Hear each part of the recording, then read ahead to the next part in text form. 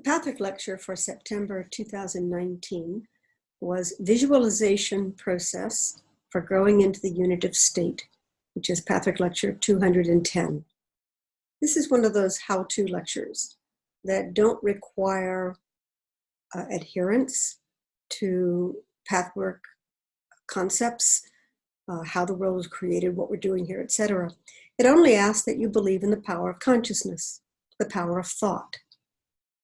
So the first week we looked at the need for examples, the second, becoming your own exemplary figure, third, actualizing your true life, and fourth, outer manifestations as ongoing gauges. So in the first section, I remember in the online meetings, people mistakenly thought, oh, you have to have an example.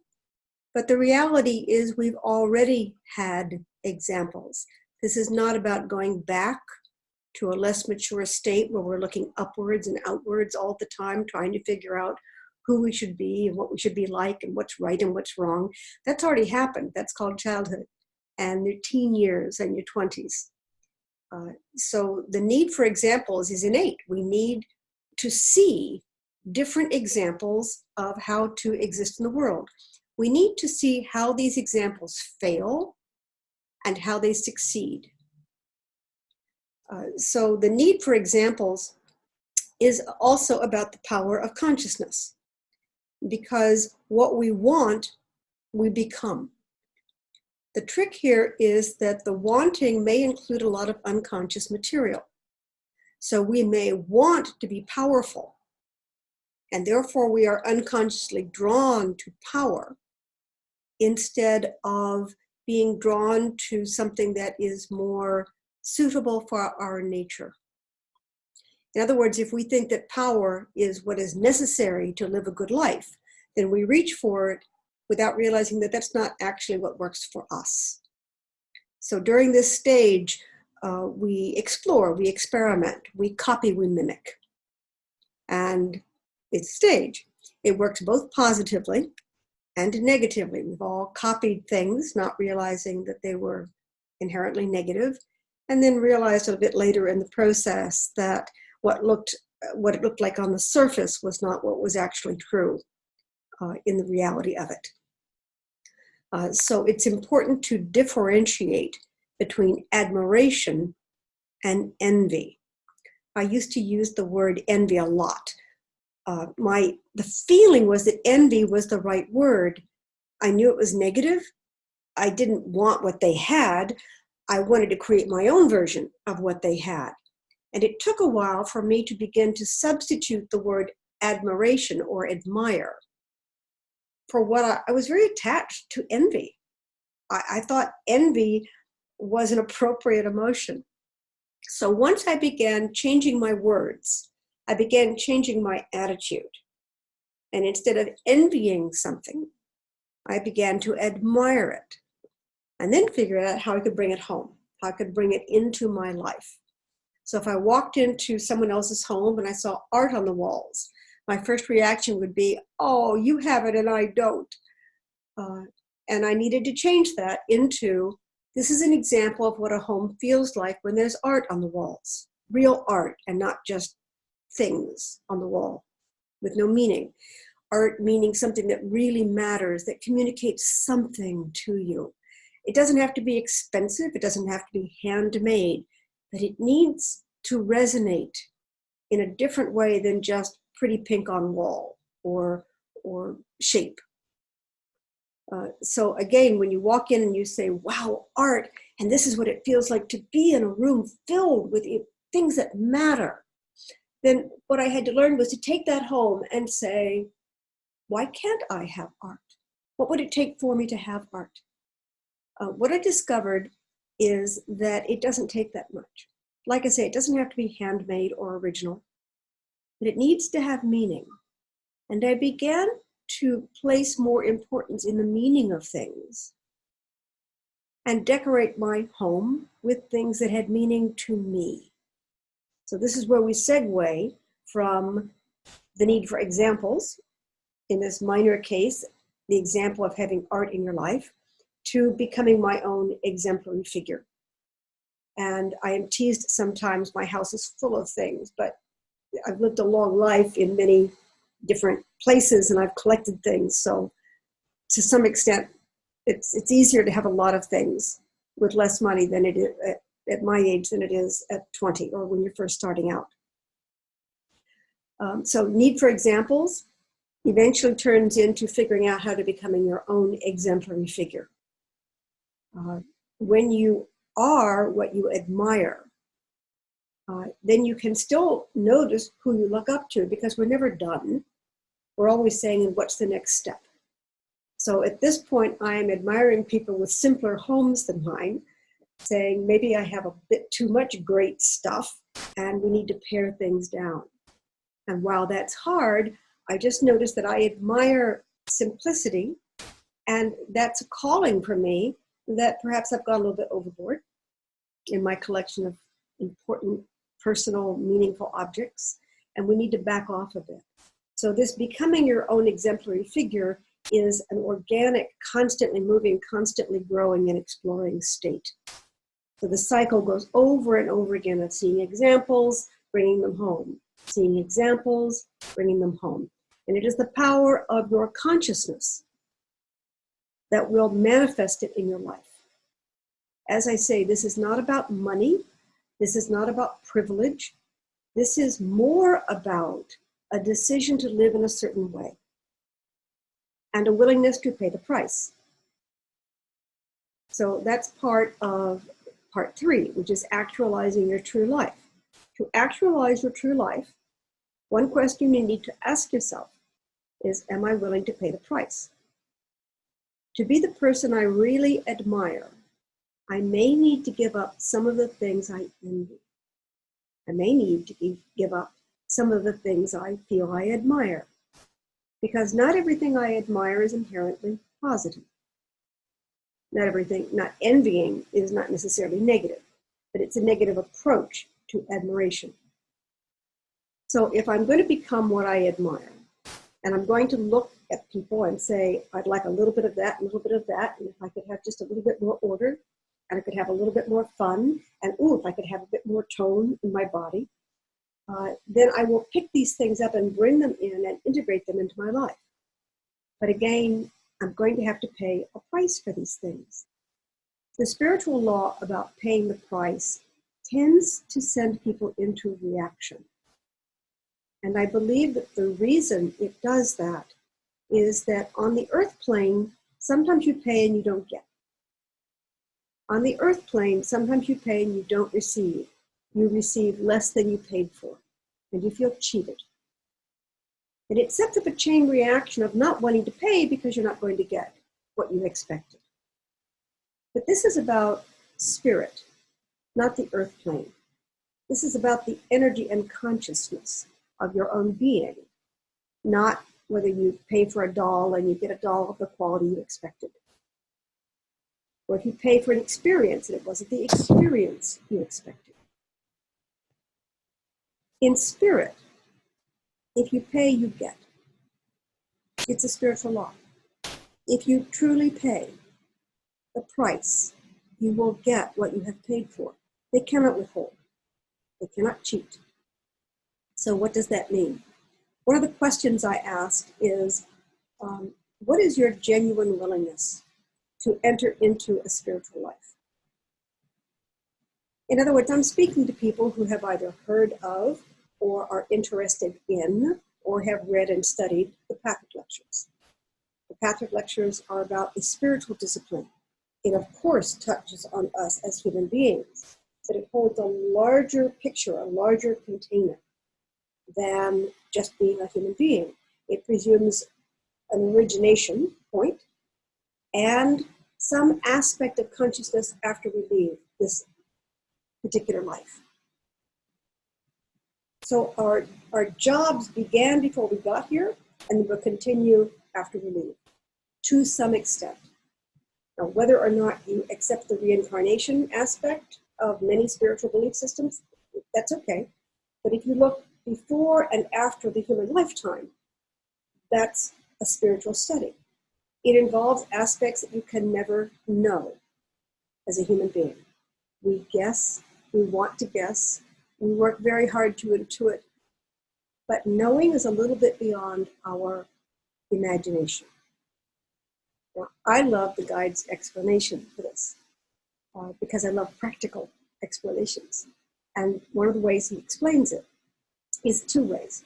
One is that he says there are thousands more colors in the spirit world that are on your planet. Now we have a lot of colors here, but that there are, just to use a number, thousands more colors in the spirit world.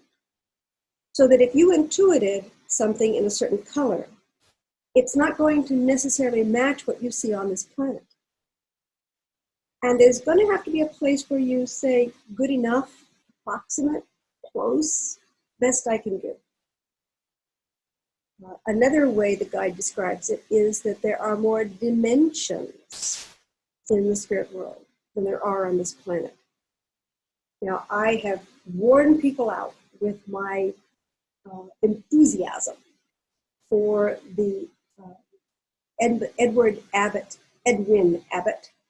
essay called Flatland, which has been made into a very short film and a long film, and there are many examples on YouTube. Flatland was Mr. Abbott's way of trying to teach his students. He was a mathematician and a philosopher, and he was trying to teach his students what another dimension, why it would be so hard to imagine, and to help them begin to imagine it.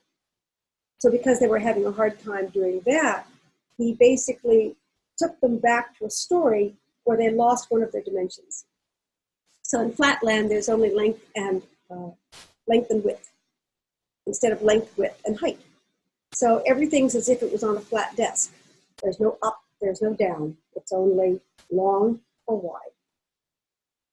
And in Flatland, there was a character who was given the gift of sight and was allowed to see up. However, there's no word for up. So he might have had to invent the word whoozy. I saw whoozy. But that word doesn't communicate to people who have never seen whoozy, who have never experienced up or depth. So he gets it, but when he tries to go back to his world and explain it, they lock him up because he's crazy.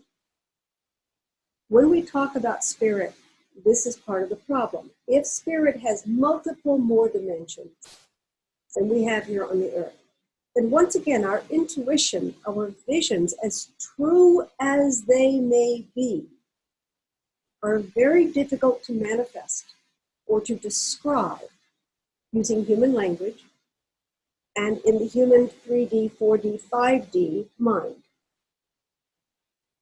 So when the question is, are you willing to pay the price to be the person you want to be, and what is your genuine willingness to enter into a spiritual life? Part of the price you pay is an acceptance that you will never, as a human being, fully know all the details. Now, whether you know all the details after you pass over, I don't know that.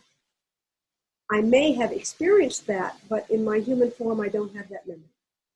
Or if I do have the memory, it is influenced by my capacity to verbalize it and to visualize it. So sometimes we can visualize something, and if we allow some softness to that visualization, we may actually get closer to the truth than if we try to draw it or define it with words or cast it as a specific earth situation. So entering into a spiritual life requires allowing some latitude, that the spiritual life includes aspects that are beyond your full human capability to understand. And this is the price you pay for exploring in this area. So like I say, the knee-jerk reaction to paying the price is based on earth experiences. And for me, it is important to practice the idea, because I don't have an experience of it really. Practice the idea that I will get what I pay for. If I genuinely pay, I will genuinely get. And if I pay and I don't get, I need to look at how I might have tried to get a deal or a bargain, or told myself that I was paying the price. when I really teach. Now, I always try to come up with examples of these, practical examples.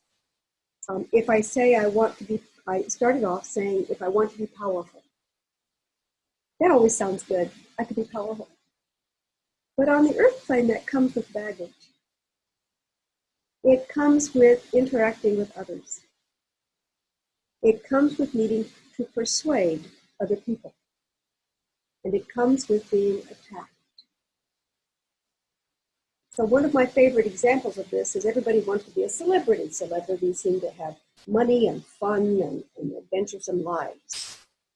But even in just doing these YouTube videos, I freaked out at one point when people started watching it, because I don't know who's watching it. And all of a sudden I felt that I was exposed in a way that as a normal human being, I have never experienced being exposed.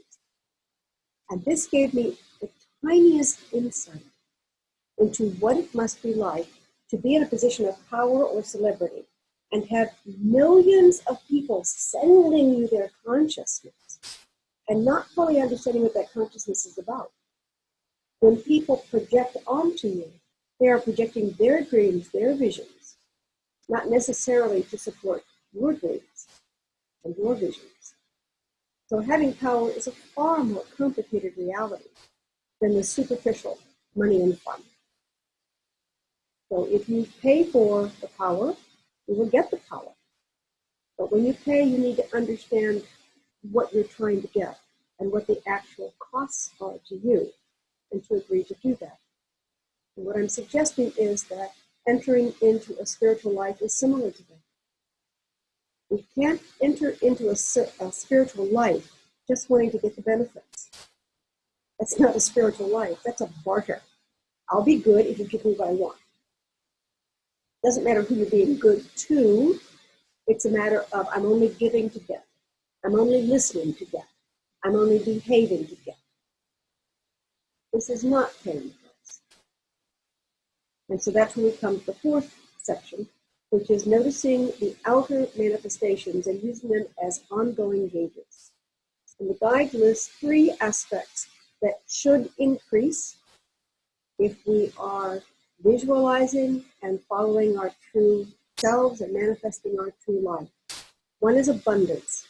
Again, there's a knee-jerk reaction that abundance means money, that it means a lot of physical or social manifestations. I spend a lot of time telling people that I work with that they are fed, they are housed, they are clothed. They are probably sitting in an environment that is relatively warm or cool, according to their needs. They have some latitude. They usually have careers. They are usually somewhat financially responsible, meaning they're not broke. And when I say broke, I don't mean that money is tight this month. I mean no money. No money for things that you have to live a decent life. Broke is something that is extreme, and people use the phrase, I'm broke, without realizing that they're exaggerating tremendously. They're not broke, they're just restricted in a way that makes them feel very uncomfortable, where they have to make choices. So limits are not a lack of abundance. Abundance, spiritual abundance, is saying, what do I have? And what can I do with it? And could I make this enough for now? Could I accept what I have now without restricting what I can gain in another year or two? Could I be happy with the lunch that's in front of me, even though I dream of something fancier or more delicious, or eating out? Eating bread and butter can be a wonderful experience. And it's certainly not starving. But for some of us, if all we had to eat for a meal was bread and butter, we would feel tormented and put upon and terrible and we would blame. So the abundance that is spoken of here is to appreciate what you've got. And then notice how you can enlarge that gently and lovingly by doing the right thing for you, instead of trying to get what somebody else has or someone else says we should have. A lot of times we reach out and get things and we don't really appreciate and enjoy. So that's more of a spiritual aspect of abundance than a material abundance. The next is balance. Balance is something you can have in your life if you choose to have it. And balance is never static. Balance is not a flat level surface. Balance is more like when you have a ball or a log under a piece of wood and you're standing on it and you've got to keep your balance. It's a constant dynamic. Organic balance moves. It never stays still. It has to be adjusted for. It has to be compensated for the different forces acting upon it. Most of us have a form of balance in our life. If we want more balance, we need to look at what are the forces acting on me and why am I so affected by them. And this is part of the visualization process, to imagine what would I need to be more stable. Stable does not mean satisfied, does not mean you're going to be there forever. So again, this is a little bit about being in the now of the moment and saying, what can I do with what I've got? And then what is my vision for where I want to go, which is the visualization part.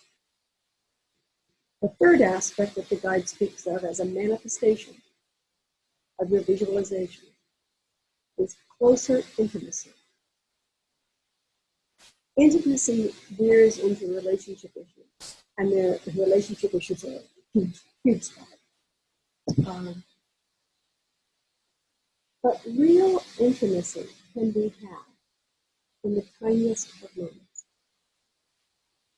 I am a fan of the New York Times, and they have an article Monday through Friday every day called Metropolitan Diary. And while it is usually very specific to New York City, I'm very fond of the little articles because it describes an intimacy with other members of the city. Very, very tiny moments where you share a laugh or a smile. They're very banal stories. They're very simple, straightforward stories of observing something and then turning and seeing the other person is also observing and seeing that their reaction is like your reaction. And you turn and you both grin or shrug your shoulders.